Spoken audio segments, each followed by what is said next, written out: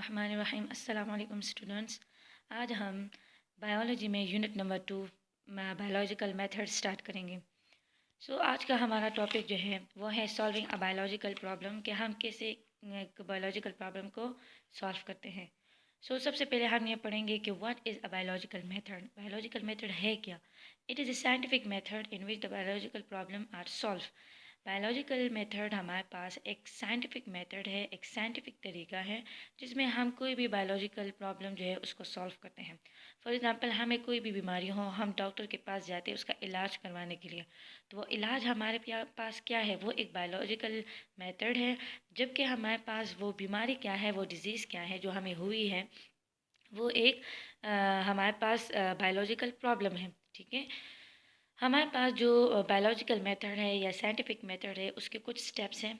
अब हमारे पास number first step क्या है? Recognition of biological problem. फिर है ऑब्जर्वेशन, फिर हम उसकी हाइपोथेसिस पेश करते हैं, फिर detection, experiment, summarization of the result and last one reporting the result. अब इस हर एक स्टेप को हम अलग अलग करके डिस्कस करेंगे। जी हमारे पास फर्स्ट है recognition of biological problem. Recognition of biological problem में हम क्या करते हैं कि जो भी प्रॉब्लम होती है उससे रिलेटेड हम क्वेश्चंस करते हैं। जाहिर बात है, बायोलॉजिकल प्रॉब्लम है तो लिविंग ऑर्गेनिज्म से रिलेटेड है, तो लिविंग ऑर्गेनिज्म से रिलेटेड जो भी प्रॉब्लम होती हैं उससे रिलेटेड क्वेश्चंस की जाती हैं। वो क्वेश्चंस या तो बायोलॉजिस्ट के दिमाग में खुद आती हैं उस प्रॉब्लम्स के बारे में, उस प्रॉब्लम के बारे में, या कोई और उसको चैलेंज करता है, कोई और उससे पूछता है। फॉर एग्ज़ाम्पल, हमें कोई भी बीमारी हो, टेम्परेचर वगैरह हो, हम डॉक्टर के पास जाते हैं तो डॉक्टर हमसे हमारी बीमारी के बारे में क्वेश्चंस करते हैं। ठीक है, वो हमसे पूछते हैं कि जी आपको टेम्परेचर है तो और कहाँ कहाँ आपको तकलीफ है। ठीक है, तो ये हमारे पास किस में आता है? रिकॉग्निशन में आता है। सेकेंड स्टेप हमारे पास आता है ऑब्जर्वेशंस। ऑब्जर्वेशन जो है वो हम जो भी हमारे पास प्रॉब्लम होता है, बायोलॉजिकल प्रॉब्लम, उसकी हम ऑब्जर्वेशन करते हैं अपने 5 सेंसेस को यूज़ करते हुए। हमारी 5 सेंसेस में क्या आता है? विजन, हेयरिंग, स्मेल, टेस्ट और टच। इन तमाम पाँचों के पाँचों जो हमारे पास सेंसेस हैं, इनके ज़रिए हम ऑब्जर्वेशन करते हैं उस प्रॉब्लम की। जैसे हम डॉक्टर से कहते हैं कि जी डॉक्टर हमारा टेम्परेचर है, टेम्परेचर के साथ साथ हमारा गला भी जो है वो दुख रहा है। तो डॉक्टर क्या करेगा? वो टॉर्च उठाएगा और टॉर्च के ज़रिए हमारी जो थ्रॉट है उसका मुआयना करेगा, उसकी ऑब्जर्वेशन करेगा। ठीक है, अब हमारे पास जो है तो ऑब्जर्वेशन दो टाइप्स के होते हैं, एक क्वान्टिटेटिव ऑब्जर्वेशन, एक qualitative observation. Quantitative observation means कि हमारे पास वो ऑब्जर्वेशन जिनको हम मैयर कर सकते हैं, जिनमें हमारे पास नंबर्स हो। हम किस चीज़ को मैयर करते हैं? जिनमें नंबर्स होते हैं। ठीक है, उसको हम मैयर करते हैं। जैसे हमारे पास लेंथ हुआ, हाइट हुआ, एरिया, टेम्परेचर, वो चीज़ जो हम मैयर कर सके वो हमारे पास क्या कहलाता है? Quantitative observation. जबकि क्वालिटेटिव ऑब्जर्वेशन में हमारे पास डिस्क्रिप्शन आती है, उस चीज़ को हम मैयर नहीं कर सकते, उसको सिर्फ हम ऑब्जर्व कर सकते हैं। जिस तरह हमारे पास जो है तो कलर हुआ, टेम्परेचर कलर हुआ, सॉरी, टेक्सचर हुआ, स्मेल हुआ, टेस्ट हुआ। तो ये चीज़ें हमारे पास क्या है? अब कलर को हम नाप तो नहीं सकते, उसको हम मैयर तो नहीं कर सकते, सिर्फ हम बता सकते हैं कि कलर किस तरह का कलर है। ठीक है, कौन सा कलर है, या डार्क है, लाइट है, पिंक है, ब्लू है, जो भी है। इस तरह अगर टेक्सचर को ले ले, स्मेल को ले ले, टेस्ट को ले ले, तो इसको हम मैयर नहीं कर सकते, इसका हम जो डिस्क्रिप्शन है वो बताते हैं। अब हमारे पास जो बेसिक एग्जांपल है क्वांटिटेटिव की वो क्या है? जैसे हम अगर कहें कि वाटर जो है उसका फ्रीजिंग पॉइंट हमारे पास 0 डिग्री सेंटीग्रेड जो है, जबकि बॉइलिंग पॉइंट जो है वो 100 डिग्री सेंटीग्रेड है।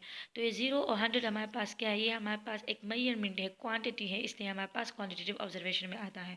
जबकि अगर हम कहें कि हमारे पास वाटर जो है उसका फ्रीजिंग पॉइंट वो कोल्डर है बॉइलिंग पॉइंट के बनस्बत, तो हमारे पास ये कोल्डर और हॉटर क्या है? इसको हम मैयर तो नहीं कर सकते ना, इसका हम अंदाज़ा लगाते हैं, इसकी डिस्क्रिप्शन हम पेश करते हैं, बताते हैं।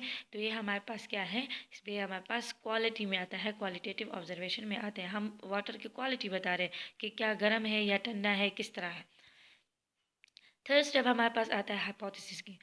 अब हाइपोथेसिस क्या है? हाइपोथेसिस हमारे पास एक टेंटेटिव एक्सप्लेनेशन है उस मतलब ऑब्जर्वेशन के बेस पे। फॉर एग्जांपल, टेंटेटिव ये कि जो हमने ऑब्जर्वेशन की होती है उसके बारे में हम एक आर्जी स्टेटमेंट दे देते हैं। ठीक है, हमारे पास अब हाइपोथेसिस जो है इसकी कुछ करेक्टरिस्टिक्स हैं। वो हमारे पास हाइपोथेसिस जो है वो ऑब्जर्वेशन पे बेस करती हो, ठीक है, मतलब जो बायोलॉजिस्ट ने जो ऑब्जर्व किया उसके बेस पे कोई हाइपोथेसिस वो दे, कोई स्टेटमेंट वो दे, वो हाइपोथेसिस हमारे पास टेस्टेबल हो, मींस उसको हम एक्सपेरिमेंट्स के थ्रू जो है आसानी से टेस्ट कर सकें। वो हमारे पास जितना हम उसको सिंपल रख सकें उतना ही वो क्या होता है, वो बेस्ट होता है, क्योंकि अगर वो सिंपल होगा तो हर एक की समझ में आएगा वो हाइपोथेसिस। इसके अलावा जो है तो उसको जो है तो हम एक्सपेरिमेंट के थ्रू जो है उसको डिस्प्रूव भी कर सकें, मीन ऐसा स्टेटमेंट हो कि जो एक्सपेरिमेंट में गलत भी साबित हो सके कि वाकई में ये बंदा जो स्टेटमेंट्स ने दिए हैं वो गलत भी हो सकता है। अब इसकी एग्जांपल फॉर एग्जांपल अगर मैं कहूँ कि all the plant cells have a nucleus, कि जितने भी प्लांट सेल्स हैं उनके अंदर न्यूक्लियस है, तो ये एक आर्जी जुमला दिया, एक आर्जी स्टेटमेंट दिया। अब आगे हमने उसको क्या करना है, इसको हमने प्रूफ करना है एक्सपेरिमेंट्स के के थ्रू कि वाकई में प्लांट सेल्स के अंदर न्यूक्लियस होता है कि नहीं। फोर्थ स्टेप हमारे पास आता है डिटेक्शन। डिटेक्शन क्या है, ये एक लॉजिकल कंसिक्वेंसेस है हाइपोथेसिस के लिए। मतलब ये कि जो साइंटिस्ट है, जो बायोलॉजिस्ट है, वो क्या करते हैं, जो हाइपोथेसिस दी गई होती हैं उसको ट्रू लेते हैं, ठीक है, उसको एक्सेप्ट करते हैं और फिर उसके मुताबिक ये क्या करते हैं, रिजल्ट बनाने की कोशिश करते हैं, रिजल्ट बनाते हैं उसके मुताबिक खुद से ही। तो वो क्या कहलाता है, डिटेक्शन कहलाता है। डिटेक्शन में हम दो लॉजिक वर्ड्स यूज़ करते हैं, इफ़ एक देन, मतलब इसकी हम जो हाइपोथेसिस की डिटेक्शन करेंगे तो तब जाके हम उसकी एक्सपेरिमेंट्स करेंगे। फॉर एग्जांपल हमने क्या कहा था कि plant cells have a nucleus. अब यहाँ डिटेक्शन में हम क्या पेश करेंगे कि if all the plant cells have a nucleus, अगर तमाम प्लांट सेल्स के अंदर न्यूक्लियस है, then a nucleus will be observe in each cell of the grass under the microscope. तो हमारे पास क्या है, ग्रास हमारे पास क्या है, एक प्लांट है ना, उसको माइक्रोस्कोप के अंडर ऑब्जर्व, उसको माइक्रोस्कोप के अंदर जब हम स्टडी करेंगे तो उसके हर एक सेल के अंदर हमारे पास न्यूक्लियस पाया जाना चाहिए, ठीक है, मतलब मौजूद होना चाहिए, हमें नज़र आना चाहिए। तो ये इफ़ और देन हमारे पास क्या है, ये हमारे पास एक लॉजिक वर्ड्स है जो हम डिटेक्शन में यूज़ करते हैं। अब हम एक्सपेरिमेंट्स में साबित करेंगे कि जी एक्सपेरिमेंट के ज़रिए हम करेंगे क्या, अगर वाकई में हमारे पास माइक्रोस्कोप के ज़रिए हमें ग्रास के जो भी सेल हैं उसके अंदर हमें न्यूक्लियस नज़र आया तो हम उस हाइपोथेसिस को एक्सेप्ट करेंगे, वरना हम क्या करेंगे, रिजेक्ट कर देंगे उसको। फिफ्थ स्टेप हमारे पास आता है एक्सपेरिमेंट। अब जो हाइपोथेसिस दी गई होती हैं उसके ऊपर एक्सपेरिमेंट्स की जाती हैं, उसके ऊपर डिफरेंट टेस्ट वगैरह की जाती हैं कि वाकई में जो स्टेटमेंट दी गई है वो सही है भी कि नहीं। अगर वो स्टेटमेंट हमारे पास करेक्ट साबित हुआ एक्सपेरिमेंट के थ्रू को तो उस हाइपोथेसिस को एक्सेप्ट करेंगे, अदरवाइज उसको रिजेक्ट कर दिया जाएगा।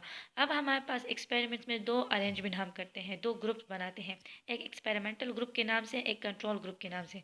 इन दो ग्रुप में हम क्या करेंगे, हम इन दोनों में मतलब तमाम कंडीशंस इन दो ग्रुप में हम सेम रखेंगे सिवाय एक कंडीशन के जिसको हमने टेस्ट करना होता है।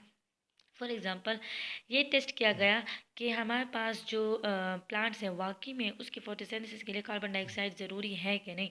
तो इस स्टेटमेंट को प्रूव करने के लिए इसके ऊपर एक्सपेरिमेंट की गई। उस एक्सपेरिमेंट में क्या किया कि हमारे पास एक ही किस्म का जो है प्लांट लिया गया, एक एक्सपेरिमेंटल ग्रुप में रखा गया, दूसरे को कंट्रोल ग्रुप में रखा गया। अब दोनों ग्रुप को जो है तो वाटर प्रोवाइड किया गया, सॉइल प्रोवाइड किया गया और सनलाइट भी प्रोवाइड की गई। लेकिन जो एक्सपेरिमेंटल ग्रुप है इसको कार्बन डाइऑक्साइड नहीं दिया गया, जबकि कंट्रोल ग्रुप को कार्बन डाइऑक्साइड दिया गया। इन्होंने क्या किया, कुछ टाइम के बाद जब देखा गया तो जो एक्सपेरिमेंटल ग्रुप है इसके अंदर जो प्लांट बना था उसके अंदर जो है तो फोटोसिंथेसिस का प्रोसेस नहीं हुआ था, जबकि कंट्रोल ग्रुप जो है उसके अंदर हो गया था। तो इससे क्या किया, इससे प्रूफ हो गया था हमारे पास कि जी वाकई में प्लांट्स को फोटोसिंथेसिस के लिए कार्बन डाइऑक्साइड की ज़रूरत है, ठीक है। तो जो स्टेटमेंट दी गई हो, जो हाइपोथेसिस दिया गया था उसको एक्सेप्ट किया गया।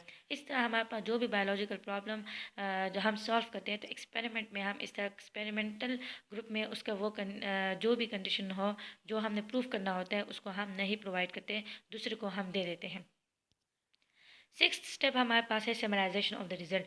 समराइजेशन ऑफ द रिजल्ट में हम क्या करते हैं कि हमने जो भी एक्सपेरिमेंट्स किए तो एक्सपेरिमेंट के दौरान हमें जो भी डेटा मिला उस डेटा को हम कलेक्ट करते हैं, उसकी एक समरी बना देते हैं और उसको फिर उस समरी के मतलब समरी बना के हम उसका रिज़ल्ट फिर आगे पेश करते हैं, रिज़ल्ट बना देते हैं। फिर लास्ट स्टेप पे हमारे पास क्या होता है कि जो भी रिज़ल्ट हमारे पास आया होता है एक्सपेरिमेंट के बेस में, ठीक है। एक्सपेरिमेंट के बाद जो डेटा हम कलेक्ट करते हैं उसके हम रिज़ल्ट बनाते हैं, फिर वो रिज़ल्ट आगे पेश की जाती हैं। फॉर एग्ज़ाम्पल कोई डिज़ीज़ है, उसके लिए जो है हम ड्रग वगैरह बनाते हैं। तो अगर हम इंटरनेशनल लेवल पे उसमें हिस्सेदार हैं, उसमें हिस्सा ले रहे हैं उस प्रॉब्लम में, तो हम जितने भी हमारे पास रिज़ल्ट आया होता है उसकी रिपोर्ट पेश की जाती है लेबॉर्ट्रीज़ वगैरह में, इंटरनेशनल लेबॉर्ट्रीज़ वगैरह में। और फिर देन उसको जब वो प्रूफ हो जाता है तो उसके बाद फिर क्या होता है, वो हमारे पास पब्लिश की जाती है वो रिज़ल्ट। ठीक है, वो हमारे पास फिर पब्लिश किया जाता है। तो जी स्टूडेंट्स, आज हमने पढ़ा बायोलॉजिकल प्रॉब्लम कि किस तरह हमारे पास बायोलॉजिकल प्रॉब्लम जो है हम किस तरह सॉल्व करते हैं। तो इसमें फर्स्ट स्टेप में हमने पढ़ा कि हमारे पास पहले क्या होती है, रिकॉग्निशन होती है, क्वेश्चंस होती हैं उस प्रॉब्लम से रिलेटेड।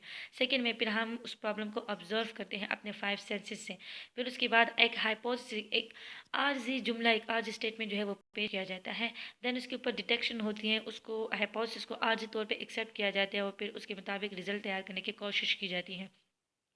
फिर क्या होता है, एक्सपेरिमेंटेशन। एक्सपेरिमेंटेशन में डिफरेंट एक्सपेरिमेंट की जाती है उस हाइपोथेसिस के ऊपर, उस प्रॉब्लम के ऊपर कि वाकई में ये स्टेटमेंट जो है हमारे पास सही है कि नहीं है, ये स्टेटमेंट ट्रू है कि नहीं। अगर उसके मुताबिक हमारे पास रिजल्ट आया तो उस हाइपोथेसिस को हम एक्सेप्ट करते हैं, वरना हम उसको रिजेक्ट कर देते हैं। फिर उसके बाद एक्सपेरिमेंटेशन के बाद जो हमारे पास डेटा आता है उसको हम कलेक्ट करते हैं, उसकी समरी बना के रिजल्ट बना दिया जाता है। फिर लास्ट स्टेप में जो रिजल्ट बनाया गया होता है उसको आगे रिपोर्ट किया जाता है, उसको आगे पेश किया जाता है, जिस सतह पे भी हम वो प्रॉब्लम सॉल्व करते हैं। तो जी स्टूडेंट्स, आज का हमारा टॉपिक कंप्लीट हो गया है। Thank you.